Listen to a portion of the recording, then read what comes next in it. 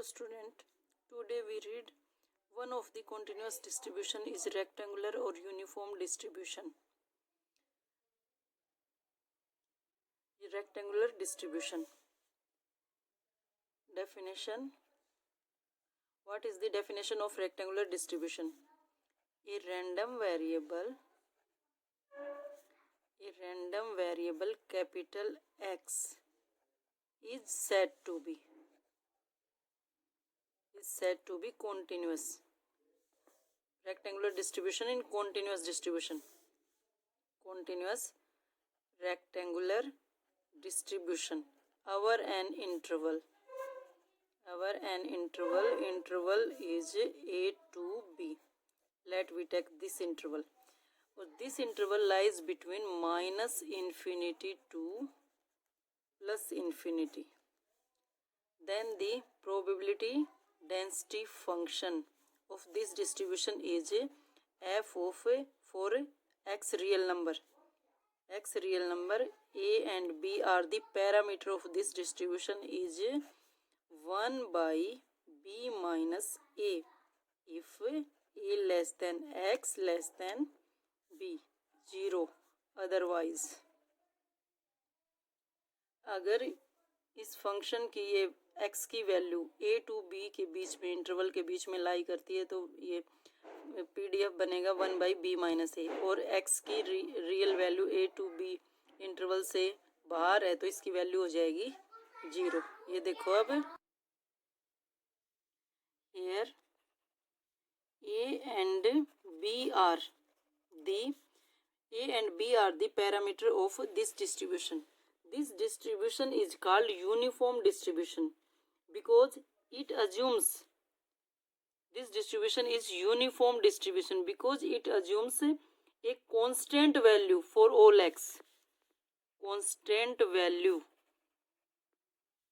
for all x lies between a to b. This is the constant values for all x lies between a to b. Because of this constant value, this distribution is called uniform distribution. And this uniform distribution is also rectangular distribution. This distribution can be written as x. X is any random variable. Uniform distribution with the parameter a to b. Otherwise, x is called rectangular distribution with parameter a and b. इस distribution को हम ऐसे भी लिख सकते हैं और ऐसे भी लिख सकते हैं. ये अब इस डिस्ट्रीब्यूशन का कम्युलेटिव डिस्ट्रीब्यूशन फंक्शन क्या होगा? कम्युलेटिव डिस्ट्रीब्यूशन फंक्शन को हम कैपिटल एफ ऑफ एक्स से डिनोट करते हैं. Capital F of x is cumulative distribution function. इसका कम्युलेटिव डिस्ट्रीब्यूशन फंक्शन क्या बनेगा? F of x is equal to a to b के बीच में लाई करता है तो ए टू बी के बीच में तो for all x lies between a to b ये हो जाएगा x minus a divide by total length of this interval और ए से लेस वैल्यूज के लिए 0 हो जाएगा और एक्स बी या बी से ग्रेटर वैल्यूज के लिए कितना हो जाएगा 1. This is the cumulative distribution function of this uniform or rectangular distribution function.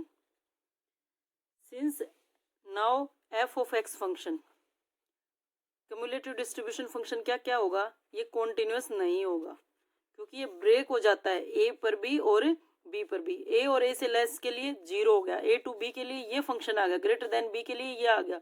ये फंक्शन बीच में ब्रेक हो जाता है इसलिए ये फंक्शन कॉन्टिन्यूस नहीं है और कॉन्टिन्यूस ना होने के साथ साथ ये फंक्शन नॉट डिफरेंशिएबल भी है. इस फंक्शन का डेरिवेटिव भी एग्जिस्ट नहीं करता इन पॉइंटों पर a और b पॉइंटों पर. देखो d by D of x cumulative distribution function का अगर डेरिवेटिव करें तो कितना आएगा?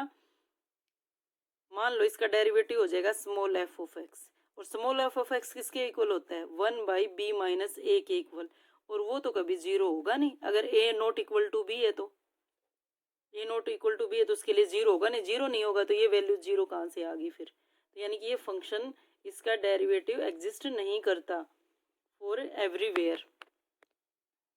इस फंक्शन का ये फंक्शन डिफरेंशिएबल नहीं है सिर्फ ए और बी वैल्यूज के लिए, अदरवाइज ये डिफरेंशिएबल एवरीवेयर है। इस फंक्शन का यहाँ पर एक्स के रिस्पेक्ट में डेरिवेटिव करेंगे एफ डैश एक्स को हमने क्या मान लिया, इसका प्रोबेबिलिटी डेंसिटी फंक्शन, यही तो आएगा। फंक्शन का डेरिवेटिव करो, डेरिवेटिव करेंगे तो यहाँ पर कितना आ जाएगा 1 और यहाँ कितना हो जाएगा 0, तो कितना आ गया 1/b-a। और स्मॉल एफ ऑफ एक्स यही तो होता है 1/b-a, इसीलिए इस फंक्शन का डेरिवेटिव हमने क्या मान लिया F of x 1/b-a not equal to 0। यानी कि सिर्फ ए और बी ऐसे पॉइंट हैं, ए पर इसकी वैल्यू कितनी है 0 और बी पर इसकी वैल्यू कितनी है 1, तो 0 और 1 तो यहाँ से आ नहीं सकती। जब 0 और 1 यहाँ से नहीं आएंगी तो फिर क्या हो जाएगा ये, यानी कि सिर्फ एवरीवेयर डिफरेंशिएबल है, सिर्फ 2 पॉइंट ए और बी ऐसे हैं जहाँ पर ये फंक्शन डिफरेंशिएबल नहीं है। This function is also called rectangular distribution. Rectangular distribution, और हम इसको रेक्टेंगुलर डिस्ट्रीब्यूशन क्यों कहते हैं, क्योंकि जब ये फंक्शन लेते हैं y is equal to f of x, ये फंक्शन लेते हैं तो ये एक रेक्टेंगल टाइप का होता है अवर एक्स एक्सिस पर रेक्टेंगुलर टाइप का, क्योंकि एक्स एक्सिस पर लिमिट क्या लेता है a less than x less than b, ये लिमिट ली जाती है। तो एक्स एक्सिस पर कितना हो गया a टू b के बीच में, और इसके कोरस्पॉन्डिंग किसकी वैल्यू आएगी, x के कोरस्पॉन्डिंग y की वैल्यू, तो क्या हो जाएगा एक रेक्टेंगल टाइप का हो जाएगा, इसीलिए हम इसको क्या बोलते हैं रेक्टेंगुलर डिस्ट्रीब्यूशन। देखो ये क्या बनेगा, ये एक्स एक्सिस था और ये क्या हो गया इसका वाई एक्सिस, तो वाई एक्सिस पर इसके कितना था probability density function y is equal to f of x is equal to 1/b-a, a to b के बीच में कितना था, मान लो y की वैल्यू कितनी आ गई 1/b-a, ये है 1/b-a ये वैल्यू, तो ये कितना हो गया यहाँ से b के अकॉर्डिंग और b पर भी यहाँ के अकॉर्डिंग, तो ये क्या बन गई, ये रेक्टेंगल बन गई। ये है प्रोबेबिलिटी डेंसिटी फंक्शन है जो इसका इस डिस्ट्रीब्यूशन का उसका ग्राफ है, ये यूनिफॉर्म डिस्ट्रीब्यूशन या फिर रेक्टेंगुलर डिस्ट्रीब्यूशन के प्रोबेबिलिटी डेंसिटी फंक्शन का ग्राफ। अब देखो नेक्स्ट क्या है, जैसे x कहाँ से कहाँ तक लाई करता है a टू b के बीच में, सिमिलरली अगर x minus a to a के बीच में लाई करे, यानी कि x belongs to minus a to a, तो क्या बनेगा f of x is equal to 1/2a, क्योंकि इसको क्या लिखेंगे b माइनस a यानी a माइनस माइनस a, तो कितना हो जाएगा plus a plus a to a, तो कितना हो जाएगा minus a to x to a, otherwise 0, यानी कि माइनस a टू a लेंगे तो 1/2a, a टू b लेंगे तो 1/b माइनस a हो जाएगा। अब हम इस डिस्ट्रीब्यूशन के मोमेंट्स निकाल लेंगे, मोमेंट्स ऑफ दिस डिस्ट्रीब्यूशन। देखो कैपिटल X को हम यूनिफॉर्मली क्या लेते हैं, capital X is uniformly to u of a to b, यानी कि uniform distribution between a to b। देखो moments mu of rth moment निकालते हैं, rth moment about any arbitrary point, तभी हमने डैश लिया ना, नहीं तो सिंपल म्यू आर क्या होता है moment about origin, mu r dash कितना हो जाएगा a to b x raise to the power r f of x, ये क्या हो गया moment about origin x minus 0 raise to the power n then x की power r f of x, और यहाँ पर f ऑफ x कितना है, यहाँ पर f ऑफ x है 1/b minus a, x raise to the power r into 1/b minus a into dx, तो 1/b माइनस a कॉमन आ जाएगा, 1/b माइनस a कॉमन आ गया तो कितना इंटीग्रेशन हो गया x raise to the power r, और इसका इंटीग्रेशन कितना आएगा 1/b minus a x raise to the power r plus 1 divide by r plus 1, और लिमिट कितनी रखेंगे a टू b, एक बार x की जगह क्या रखेंगे b, फिर माइनस में x की जगह कितना हो जाएगा a, तो कितना हो जाएगा 1/b माइनस a तो कॉमन है डिवाइड बाई r प्लस 1 हो गया, और ये कितना हो गया b raise to the power r plus 1 minus a raise to the power r plus 1। अब हम कैसे निकालेंगे इसके मोमेंट्स, r की जगह क्या रख देंगे 1, तो म्यू वन डैश को हम क्या बोलते हैं मीन, मीन कितना आएगा 1/b माइनस a, r की जगह हमने क्या रखा है 1, तो r की जगह क्या रखेंगे 1, तो कितना हो गया ये b square minus a square, कितना हो गया ये b square minus a square divide by 1 plus 1 कितना हो गया 2 हो गया, तो ये कितना आ गया यहाँ पर, B square minus a square को क्या लिख सकते हैं, B minus a into B plus a, B minus ए से बी माइनस ए कैंसिल हो गया, कितना आ गया b plus a by two. यानी कि रेक्टेंगुलर डिस्ट्रीब्यूशन का मीन कितना आएगा, a plus b by two. अब हम इसका वेरिएंस निकालेंगे। देखो फिर वेरिएंस का क्या फॉर्मूला होता है, variance is equal to mu two dash minus mu one dash का स्क्वायर, ये हो गया। तो म्यू टू डैश कितना आएगा, आर की जगह हम क्या रखेंगे टू, तो किसकी वैल्यू आएगी, वो म्यू टू डैश की वैल्यू आएगी। तो कितना हो जाएगा, one by b minus a into b cube minus a cube divide by three. तो वन बाई थ्री को तो कॉमन ले लो, ए माइनस बी से ये बी माइनस ए से बी माइनस ए कैंसिल होगा, तो कितना बचेगा, a square plus a b plus b square, ये बचेगा। यहाँ से अगर बी माइनस ए कॉमन ले लें तो ये वैल्यू बचेगी, और बी माइनस ए से बी माइनस ए कैंसिल हो जाएगा। तो वेरिएंस में पुट करेंगे, अब म्यू वन डैश तो हमने निकाल लिया, वेरिएंस में अब इसकी वैल्यू पुट करेंगे तो कितना हो जाएगा, mu two dash minus mu one dash square is equal to one by three, कितना हो जाएगा b square plus a b plus a square minus one by two a plus b और इसका स्क्वेयर, म्यू टू डैश और mu one dash की जो value थी उसका स्क्वेयर। तो ये वैल्यू इसको सिंप्लीफाई कर लेना, इसके सिंप्लीफाई करके आएगा 1/12 बी माइनस ए स्क्वेयर, ये आ गया variance. Mu one dash mu two dash निकाल दिया, mu one dash mu two dash को वैल्यू को यूज करके हमने किसकी वैल्यू निकाल दी, वेरिएंस की। अब देखो moment generating function of rectangular distribution, rectangular distribution लिखेंगे तो क्या लिख सकते हैं, capital X isomorphic to rectangular distribution यानी आर ए टू बी। तो रेक्टेंगुलर डिस्ट्रीब्यूशन की डेफिनेशन क्या होती है, कैसे डिनोट करते हैं रेक्टेंगुलर इसको, सॉरी मोमेंट जनरेटिंग फंक्शन को, मोमेंट जनरेटिंग फंक्शन को एम ऑफ एक्स टी से। तो कैसे निकालोगे, a to b, M of X T को क्या लिखेंगे, किससे मल्टीप्लाई होगी, E T x into f of x, और यहाँ पर इस डिस्ट्रीब्यूशन का एफ ऑफ एक्स कितना है, one by b minus a. तो वन बाई बी माइनस ए को बाहर निकाल लें, ये हो गया ए टू बी ई की power t x into d x. अब इसका इंटीग्रेशन करेंगे तो इसका इंटीग्रेशन कितना है, एक्स के रिस्पेक्ट में आएगा तो टी कॉन्स्टेंट है, तो कितना आएगा one by b minus a e की power t x as it is divide by t, और ए टू बी पहले कितना पुट करेंगे, one by b minus a कितना पुट करेंगे बी, तो कितना हो जाएगा a t into b minus a t into a, और डिवाइड बाई कितना हो जाएगा टी, ये आ गया। यहाँ पर टी क्या होगा, नॉट इक्वल टू जीरो, क्योंकि टी जीरो आ गया सब फिर तो नॉन डिफाइन हो जाएगा सारा, इनडेफिनेट वैल्यू आ जाएगी, इसलिए टी को क्या लेकर चलेंगे, नॉन जीरो। तो ये क्या आ गया, मोमेंट जनरेटिंग फंक्शन। अब देखो इसका करेक्टरिस्टिक फंक्शन निकालेंगे। करेक्टरिस्टिक फंक्शन और मोमेंट जनरेटिंग फंक्शन में कितना डिफरेंस होता है, सिर्फ जैसे ये ई की पावर टी एक्स रखते हैं, टी के साथ क्या आ जाएगा आयोटा, वो क्या बन जाएगा characteristic function.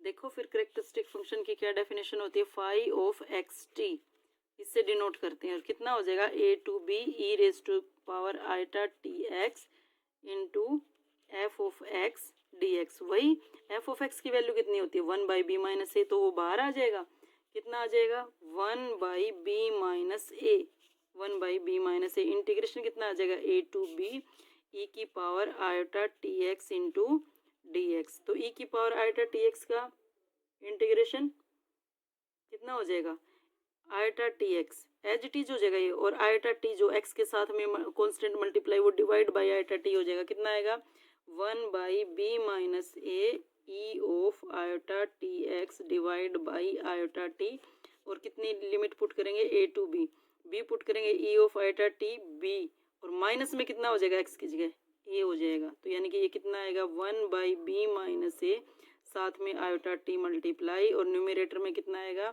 E of iota t b minus e of iota t a, ये वैल्यू आ जाएगी, ये आ गई करेक्टरिस्टिक फंक्शन की, ये करेक्टरिस्टिक फंक्शन की वैल्यू होगी। अब देखो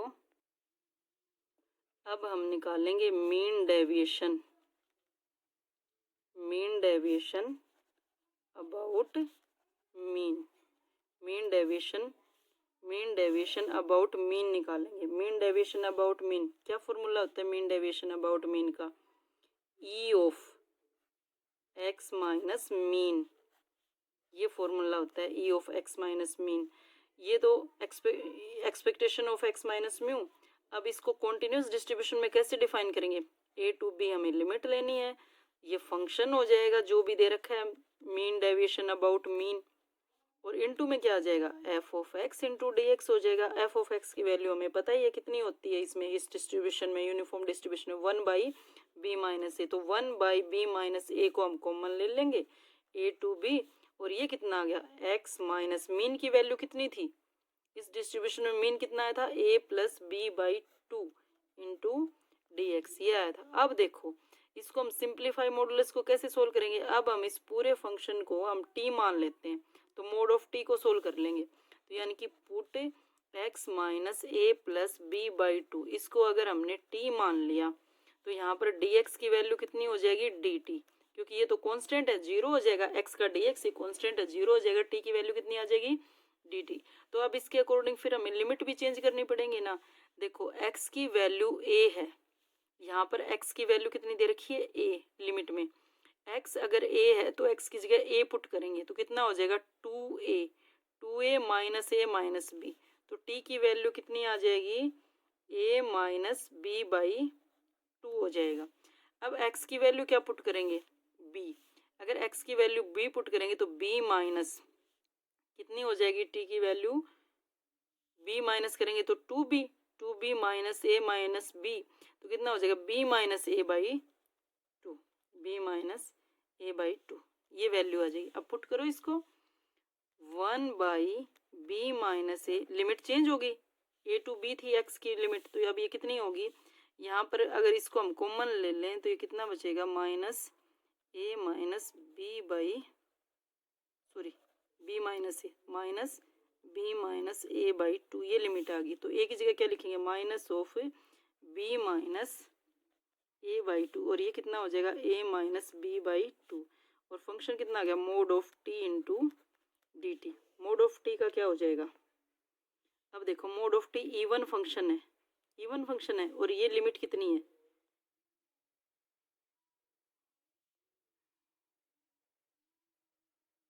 ये लिमिट यानी कि ये लगा लो minus x to plus x, ऐसे कुछ है, minus a to plus a, क्योंकि सेम वैल्यू है, यहाँ नेगेटिव है और यहाँ पॉजिटिव है, और इवन फंक्शन है, तो this negative to zero plus zero to a, value same रहेगी ना इवन फंक्शन के लिए, तो इसलिए हम इसको क्या लिख सकते हैं, 1/b माइनस ए, तो किससे मल्टीप्लाई करेंगे, 2 से, क्योंकि negative to zero plus zero to a, value same रहेगी ना, इसलिए हम इसको क्या मान लेते हैं, 0 to b minus a by two, क्योंकि जो नेगेटिव टू जीरो थी वो किस में आ गई, 2 में, और ये फंक्शन अब क्या हो गया, मॉडुलस सेट कर t आ गया dt।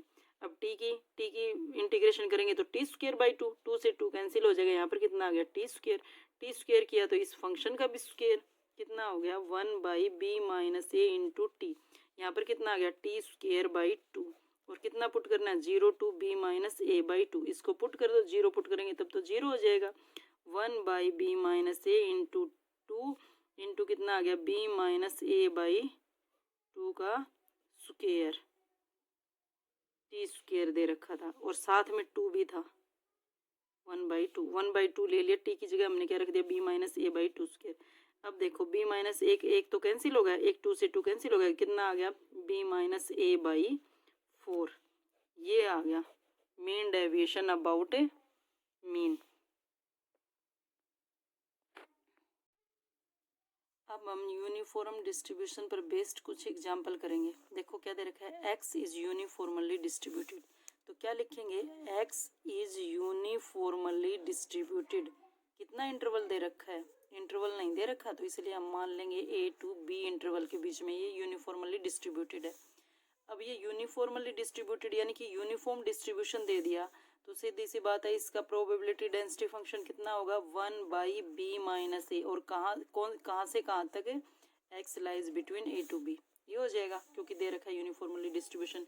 अब इसका मीन 1 दे दिया, तो यूनिफॉर्म डिस्ट्रीब्यूशन में मीन का क्या फॉर्मूला होता है, मीन का फॉर्मूला होता है a plus b by two is equal to 1, this implies a plus b is equal to 2 आ गया, और साथ के साथ वेरिएंस कितना दे रखा है, 4/3, तो वेरिएंस का क्या फॉर्मूला था, b minus a square by 12, ये फॉर्मूला आया था। इज इक्वल टू कितना दे रखा है, 4/3 दे रखा है। फिर ये वैल्यू कितनी हो जाएगी, b minus a square is equal to 4 into 12/3, तो कितना आ जाएगा 16। ये कितना हो जाएगा, b minus a square is equal to 16। This implies b minus a is equal to plus minus 4। ये वैल्यू आ गई। अब देखो, एक इक्वेशन तो ये होगी a प्लस b/2, एक इक्वेशन ये होगी। इन दोनों इक्वेशन को जब हम सोल्व करेंगे तो यहाँ इन दोनों इक्वेशन से वैल्यू आती है a is equal to -1 and b is equal to 3। 2 variable के लिए 2 इक्वेशन है, दोनों इक्वेशन को सोल्व करके ये वैल्यू आ गई। यानी कि यहाँ से क्या आ गया, a लेस देन b, ये हमें पता चल गया। ये जो ये इंटरवल लिया था ना, a less than x less than, यानी a लेस देन b, तो यहाँ कितना आ गया, a लेस देन b। तो इंटरवल कितना हो गया, -1 to 3 इंटरवल हो गया। तो प्रोबेबिलिटी डेंसिटी फंक्शन कितना था, 1/b माइनस ए। जब 1/b माइनस ए करेंगे तो कितना आ गया, 1/4। और किसके लिए आ गया, -1 to x लाइज 3, यानी कि a to b ये वैल्यू आ गई, इनके बीच में लाई करता है। अब देखो प्रोबेबिलिटी x लेस देन 0 कितना बनेगा, x लेस देन 0, 0 से लेस, 0 से लेस कितना है, कहाँ तक जा सकता है, सिर्फ -1 तक जा सकता है। p of x into dx is equal to कितना आ गया, p ऑफ x की वैल्यू कितनी आई है, 1/4 और -1 to 0, 1 इंटू डी एक्स, और 1 का इंटीग्रेशन कितना आएगा, x, और x में क्या पुट करना है, 1/4 x में कितना पुट करना है, -1 to 0, 0 0 पुट करेंगे, -1 माइनस +1 हो जाएगा, कितना आ गया, 1/4। ये हो गया इसका आंसर, जो प्रोबेबिलिटी निकालनी थी x लेस देन 0 के लिए। देखो नेक्स्ट क्वेश्चन क्या दे रखा है, Subway trains on a certain line run every half hour. Every half hour में कितने मिनट्स होती हैं, 30 मिनट्स। हाफ आवर में 30 मिनट्स। तो क्या कहता है कि इस सर्टेन लाइन रन एवरी, एक कोई ट्रेन दे रखी है, वो एवरी हाफ आवर में रन करती है। तो यानी कि कितने से कितना टाइम हो गया उसका, 0 to 30 मिनट्स, यानी हर एक 30 मिनट्स के बाद आती है ना। और फिर टाइम क्या दे दिया, between midnight and 6 in the morning, 12 बजे से लेकर 6 बजे तक उसके बीच का टाइम है कि हर एक आधे घंटे के बाद एक सबवे ट्रेन आती है। ठीक है, तो यानी इंटरवल तो हो गया ना इसका, रन एवरी हाफ आवर यानी कि 0 to 30 minutes. X is uniformly distributed to 0 to 30, ये तो हो गया। ठीक है, अब अगर ये पता चल गया, फिर प्रोबेबिलिटी डेंसिटी फंक्शन तो हम निकाल ही सकते हैं। Probability density function f of x is equal to कितना होता है, 1/b माइनस ए, और x किसके बीच में लाई करेगा, 30, 0, अदरवाइज क्या हो जाएगा, 0। चलो प्रोबेबिलिटी डेंसिटी फंक्शन तो आ गया। अब देखो आगे क्या दे रखा है, व्हाट इज द प्रोबेबिलिटी, यानी कि हमें प्रोबेबिलिटी निकालनी है, that a man entering the station at a random time during this period. जो ये पीरियड दे रखा था, इसके बीच में किसी भी रैंडमली किसी भी टाइम पर जाता है, will have to wait at least 20 minutes. उसको 20 में एटलीस्ट, क्या लिखा है, एटलीस्ट 20 मिनट्स, यानी कि उसको 20 मिनट या 20 मिनट से ज़्यादा वेट करना पड़ता है। कम से कम 20 मिनट तो वेट कर रहा है, उसकी प्रोबेबिलिटी निकालनी है, यानी कि उसके वेटिंग टाइम की प्रोबेबिलिटी निकालनी है। तो क्या दिया है, देखो फिर हमें क्या निकालनी है, प्रोबेबिलिटी निकालनी है कि that man wait at least 20 minutes. तो क्या लिखेंगे, probability of that random variable greater than और 20, क्योंकि ये कहते हैं ना एटलीस्ट 20 मिनट, तो 20 मिनट या 20 मिनट से ज़्यादा वेट करेगा ना, तो क्या हो जाएगी प्रोबेबिलिटी, 20 मिनट या 20 मिनट से ज़्यादा। अगर ये कहता है कि 20 मिनट्स या 20 मिनट से कम टाइम, तो हम लेते 0 to 20। अब कहता है 20 या 20 से ज़्यादा, तो 20 to 30 इंटीग्रेशन बनेगा इसका, 20 to 30, क्योंकि 20 मिनट से कम टाइम तो है ही नहीं, इसने तो कहा है एटलीस्ट 20, कम से कम 20 तो है या 20 से ज़्यादा है। तो कितना हो जाएगा, f of x into d x. F of x दे ही रखा है 1/30, इंटीग्रेशन कितना है 20 to 30, 1 इंटू डी एक्स। 1 की जगह कितना आ जाएगा, इंटीग्रेशन करेंगे तो x की जगह क्या लिखेंगे, 30 माइनस 20, तो कितना हो जाएगा 1/30, 30 माइनस 20, 10/30, यानी कि 1/3 प्रोबेबिलिटी आ गई।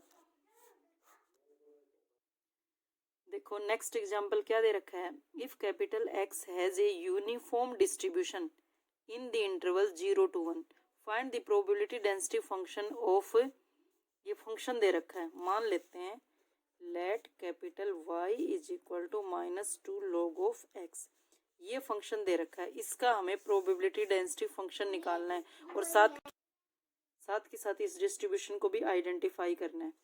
देखो ये दिया था इसने, इसका पीडीएफ निकालना है हमें, तो y इज इक्वल टू क्या दे रखा है, -2 log ऑफ x दे रखा है। देन द डिस्ट्रीब्यूशन फंक्शन, हम मान लेते हैं जो डिस्ट्रीब्यूशन फंक्शन लेंगे उसको हम g मान लेते हैं, g, और किसका निकालना है, डिस्ट्रीब्यूशन फंक्शन ऑफ y, यही कहना है distribution function of this function, इस फंक्शन को हमने y मान लिया, तो y का डिस्ट्रीब्यूशन फंक्शन निकालना है। कैसे निकालेंगे, distribution function of y is equal to क्या हो जाएगा, प्रोबेबिलिटी ऑफ, जैसे निकालते हैं ना capital x less than equal to small x, यहाँ पर क्या है कैपिटल वाई, तो कैपिटल वाई को क्या लेंगे, less than equal to small y, ये रियल नंबर है स्मॉल वाई, तो कितना हो जाएगा, कैपिटल वाई तो इसने दे ही रखा है, कैपिटल वाई की वैल्यू कितनी दे रखी है, -2 log ऑफ एक्स, ये कितनी हो जाएगी, less than equal to small Y.